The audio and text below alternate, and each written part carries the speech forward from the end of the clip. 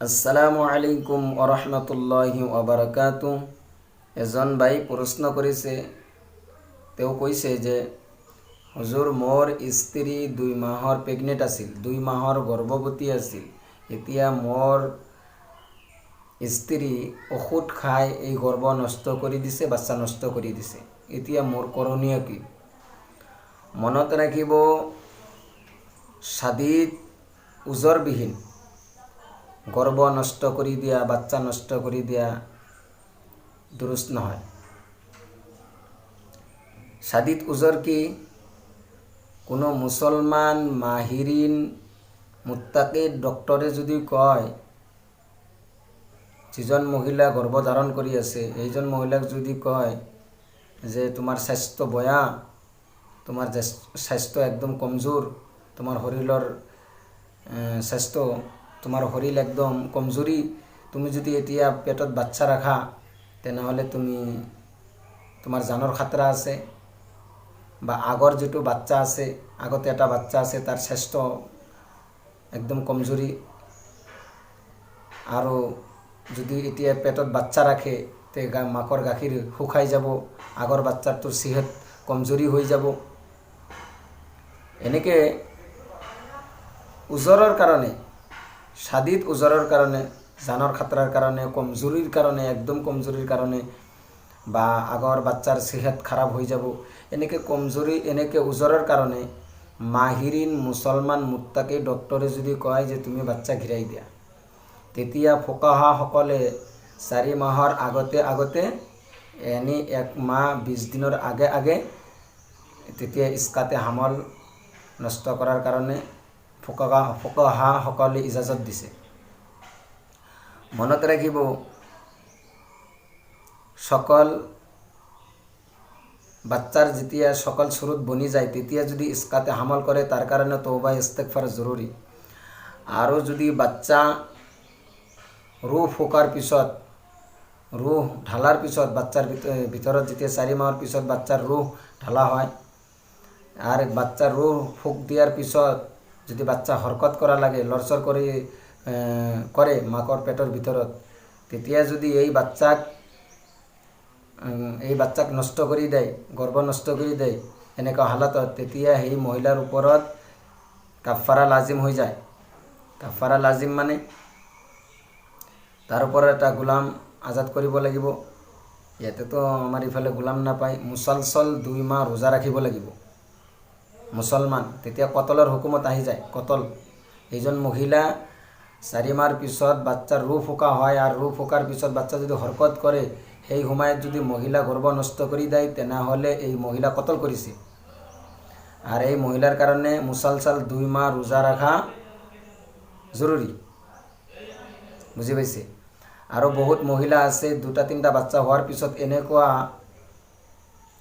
তদবিৰ ইখতিয়াৰ কৰে যাৰ বাচ্চাই কেতিয়া নহব। এনেকুৱা কৰাও হাৰাম, গুনাহ কবিৰা। এনেকুৱা কৰা হাৰাম যে আৰ বাচ্চা নোহোৱাৰ কাৰণে একেবাৰে জিন্দগীৰ কাৰণে কিবা কাম কৰে, মেডিচিন মেডিকেলত যায় কিবা কৰি আহে, এইবিলাক কৰা হাৰাম। আৰ বহুত মানুহ আছে খাচী হয়, খাচী মানে বাচ্চা নোহোৱাৰ, যাতে আৰ কেতিয়াও বাচ্চা নহয়, পুৰুষো এনেকৈ কিবা কৰি আহে, এটাও হাৰাম, এটাও নাজায়েজ। এইবিলাকৰ বাচি থাকিব লাগিব। ৰিজিকৰ মালিক আল্লাহ, ইন্নাল্লাহা ইয়াৰযুকু মান ইয়াশাউ বিগাইৰি হিসাব, হাসবুনাল্লাহু নি'মাল ওয়াকিল, নি'মাল মাওলা ওয়া নি'মান নাসির, ইন্নাল্লাহা হুয়ার রাজ্জাকুল মাতিন। আল্লাহ রিজিক দেনেওয়ালা, আল্লাহ রাজ্জাক হয়। আলহামদুলিল্লাহি রাব্বিল আলামিন। যে আমি যে সূরা ফাতিহার প্রথম আয়াত পড়ো, তামাম তারিফ এই মহান রব্বুল আলামিনের কারণে, যে রব্বুল আলামিন তামাম দুনিয়ার মাখলুকক পালি আছে। রব মানে পরবারিশ করে না, যে সৰু চেলাপটিৰ পৰা টিমি মাছলৈকে, ঈগল পাখিৰ পৰা হাতীৰ গণ্ডাৰলৈকে বিভিন্ন মাখলুক, লক্ষ কোটি মাখলুক আছে, যাৰ যাৰ খানা ভিন্ন ভিন্ন, বহুত ডাঙৰ ডাঙৰ মাখলুক আছে, এইবিলাকৰ খানা আল্লাহ দেয়। আল্লাহ পুৱাই সব খালি পেটে ওলাই যায়, গধূলি হওয়াৰ আগতে যাৰ যাৰ পেট ভৰায়, যাৰ যাৰ ঘৰত ফিরাই দেয়, তার নাম হৈছে রব। আল্লাহ তাআলা কোরআনের ভিতরে ইরশাদ করেছে, ওয়ালা তাকতুলু আওলাদাকুম মিন ইমলাক, তোমালোকে রিজিকের ভয়ত তোমালোকৰ আওলাদ ল'ৰা ছোৱালী কতল নকৰিবা। ৰিজিক আল্লাহ দেনেওয়ালা জাত, এই কাৰণে ৰিজিক আল্লাহ দিব। কথা হল কি, 4 মাহৰ আগতে কোনোবাই যদি হামল ঘিরাই দেয় বিনা উজরে, এই দুরুস্ত নহব। যদি সকল সুরাত হওয়ার পিছতে ইস্কাতে হামল এনে গর্ভ নষ্ট করে দেয়, হ্যাঁ, চকু কান হওয়ার পিছতে যদি গর্ভ নষ্ট করে দেয়, তার কারণে তওবা ইস্তেগফার জরুরি। আর 4 মাহৰ পিছত ৰূহ ফুকৰ পিছত যদি আৰ হৰকত বাচ্চা যেতিয়া হৰকত কৰে তেতিয়া যদি বাচ্চাৰ কতল কৰি নষ্ট কৰি দিয়ে তেতিয়া কতলৰ হুকুম। সেইজন মহিলাৰ ওপৰত মুসলসল 2 মাহ ৰোজা ৰাখিব লাগিব।